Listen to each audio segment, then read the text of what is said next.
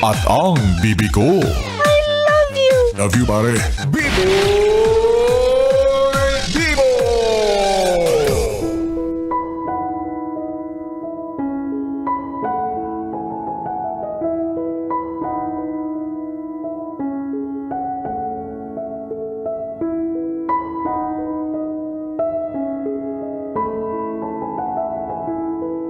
BB Time with B-Boy Bibo. B-Boy Bibo. Bibi, meron ka bang pinagkakautangan? Isang malaking halaga ng pera na hindi mo alam kung paano mo babayaran. Bukod sa nalulunod ka na sa utang, nababaon na rin yung utak mo sa kakaisip ng paraan. Singil dito, singil doon, ang kaliwat ka ng paniningil na para bang walang tigil sa pagpapaalala na magbayad ka na. Nauubusan ka na ng dahilan.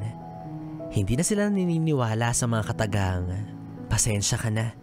Sige, iaabot ko sa makalawa. At hindi na sila naniniwala sa paulit-ulit mong pagmamakaawa.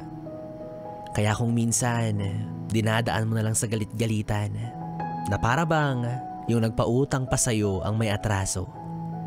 Bakit naman ganyan? Ikaw na nga yung tinulungan. Ikaw pa yung nakikipagmatigasan. Samantalang nung lumapit ka para magpasaklolo, halos daig mo pang makiusap ang isang santo. Alam naman ang nagpautang sa'yo na walang-wala nang itataktak sa iyong pitaka.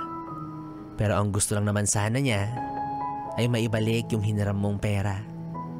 Alam naman nating lahat na may kanya-kanya tayong pangangailangan. Kaya kung pwede lang sana, kapag siya naman yung napunta sa oras ng kagipitan, ay meron siyang maaasahan. Kasi ang kailangan niya, yung pera. Hindi ang paulit-ulit mong drama. Hindi naman niya yan hinihingi sa'yo. Binabawi lang niya yung perang hiniram mo. Kaya sana, wag mong abusuhin yung pagtulong niya. Nang sa gayon, makaulit ka pa.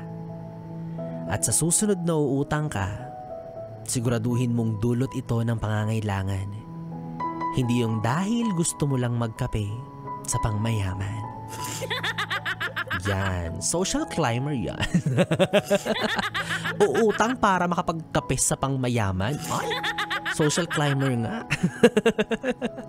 Yes, friend, B-Boy Bibo pa rin ang iyong kapiling para sa ating tuloy-tuloy na BB Time hanggang mamayang alas 12 dito sa 101.1 Yes FM Solid.